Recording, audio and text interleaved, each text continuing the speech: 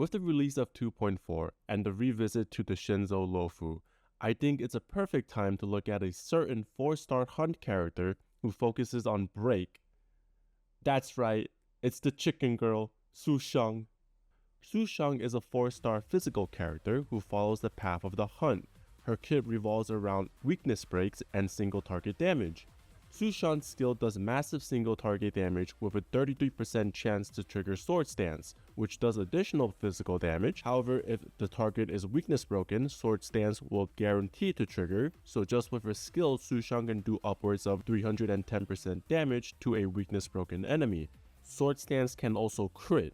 Her talent increases her speed by 20% for 2 turns if an enemy has their weakness broken. Her base speed is 107, so you're getting around 21 more speed. This can be very useful as you don't need to heavily invest in the speed. Also, this does not stack. Her ultimate summons a giant chicken that sits on people. As unserious as this ult is actually pretty strong. It has a high multiplier at 320% at level 10 and lets her immediately take an action after the ult while increasing her attack by 30%. It also grants 2 additional chances to trigger Sword Stance, but at only 50% damage. This is represented by the icons under her ult. Since you're triggering Sword Stance twice at 50% effectiveness, that's pretty much just one full Sword Stance, dealing a total of 410% damage with just one skill. So if you use skill, ult, and then skill, you can do massive amounts of burst damage. I wish my could burst like that. Sushang's technique deals physical damage equal to 80% of her attack. It's a pretty basic technique. It's just there to give you extra damage and break at the start of combat. Now for Sushang's traces, her A2 decreases her chance of being hit while she's under 50% health, helping with survivability. A4 increases the damage from Sword Stance by 2% when used, stacking up to 10 times, granting you a total of 20% bonus damage from Sword Stance. A6 grants action forward by 15% if using a basic attack or skill on a weakness broken enemy. In combination with her talent, she can get very speedy. For Sushang's Relics, Champion of Streetwise Boxing grants 10% physical damage with 5% damage increase when attacking or if attacked, stacking up to 5 times. So pretty much giving you a 25% attack boost. You can stack this fairly quickly with her ultimate's bonus actions along with Sword Stance. If you want to go for a break-centric build, the new Iron Cavalry set gives you 16% break effect with additional defense ignore if your break effect is over 150. And at 250 break effect, attacks have an additional 15% ignore defense when attacking super broken enemies. Thief of the Shooting Meteor is another relic for break options. If you don't want to all in on break effect, it gives you a total of 32% with a 3% energy regen when toughness breaking an enemy. Like always, if you don't want to go for a 4-piece set, you can always go for 2-piece and focus on stats. Any combination of these 2 pieces should be fine.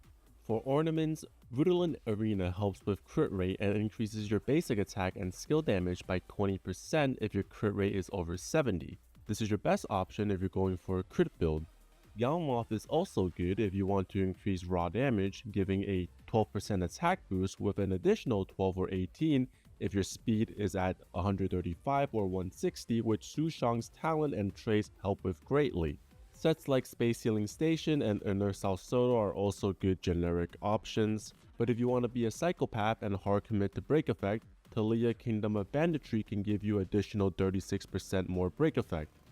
While Sushang is reliant on breaking, she doesn't really get any bonus effects from building break effect. Higher break effect can help with your initial break damage and any occasional breaks that might happen.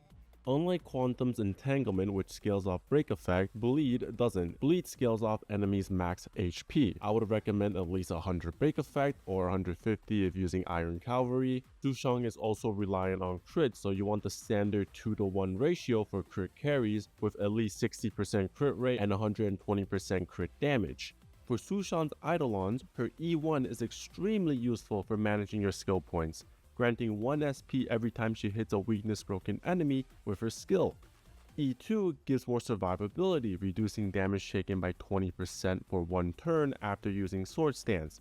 This in combination with A2 makes Sushang extremely durable, which makes sense lore-wise, considering all the abuse she's gone through. A 4 increases her break effect by a whopping 40%. However, keep in mind that for some weird reason, this doesn't show on your character's stat page out of combat. You only can see this increase when you're in combat. Why? E6 grants a buff to her talent speed boost, letting it stack up to 2 times while also giving a stack when entering battle. This lets you take attack percent boost over speed boosts, giving you a massive damage boost. By the way, this is her in Honkai Impact 3rd. Please, MiHoYo, I'm begging you, I'm on my knees right now. Give us a 5-star version of Sushang who isn't a victim. Have her go through a training arc and make her into a problem. For Sushang's Lightcone, I'm just gonna get this one out of the way first. Your premier free-to-play option, Cruising the Stellar Sea, you can get this from the Herda shop and it gives you a nice chunk of crit rate, and the secondary effect can come up, but I wouldn't rely on it too much. This isn't the best Lightcone for Sushang, but a nice one to use if you already have it built. Her best Lightcone is actually In the Night, helping with your crit rate and also giving additional attack boost and ultimate crit damage for every 10 speed after 100, stacking 6 times, so at 160 speed you're getting 36% damage on your basic attack on skill, along with 72% increased crit damage on your ult. Once again, I'm beating a dead horse, but Sushang can get very fast from her talents and traits, and with additional buffs from your team, you should get over 160 speed pretty easily. Sleep Like the Dead is another good 5-star Lightcone for Sushang, giving 30% crit damage while also granting 36% crit rate if an attack fails to crit. For you break enjoyers, Sailing Towards a Second Life provides a huge amount of break effect along with defense ignore and speed boost. Obviously, only use this if you're going for a full break build. For your free-to-play 4-star options, your best bet is going to be Swordplay. It increases your damage after hitting the same target, stacking up to 5 times. So with your skill, ult, and then skill, along with any sword stance triggers, you should stack this fairly quickly. Only Silence Remains boosts Sushang's attacks and also gives crit rate if the amount of enemies on the field is 2 or less. I mean, technically speaking, yeah, eventually in every fight you'll get this bonus, as most fights you bring Sushang in is going to be for bosses. The other Hunt Lightcones are either completely unusable or just niche. The only other options I would consider is Return to Darkness. This Lightcone increases crit rate while also having a chance to dispel a debuff when attacking. Subscribe for More gives a boost on basic attacks and skill damage, giving even more if your energy is at max.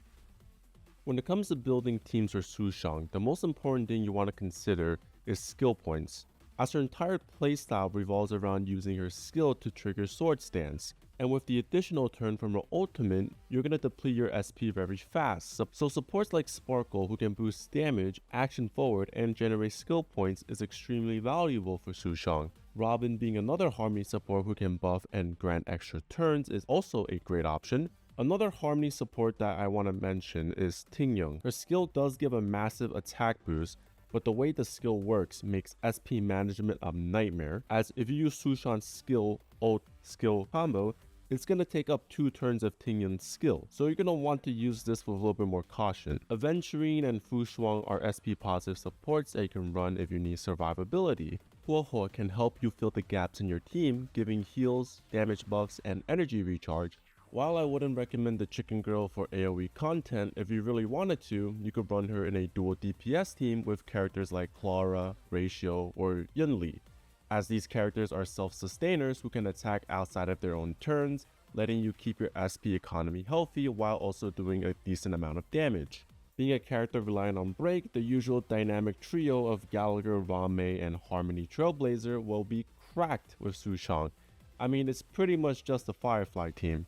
For this team, I wouldn't really recommend building that much break effect, as you do get a lot already from Trailblazers, so just try to focus on your crit rate and crit damage. Hunt March 7 is an absolutely insane unit and deserves her own video, but in terms of synergies with Sushang, her trace makes it so that her elemental damage type is the same as whomever she designates as her master, increasing your overall break efficiency against physical weak enemies. That's not even the best part.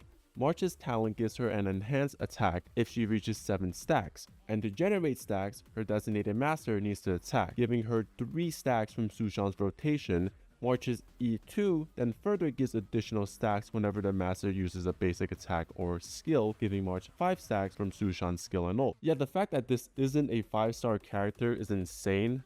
The fact that she's free is criminal. Well, that's all I have to say. I hope that this video was helpful in turning Star Rail's #1 victim from this into this.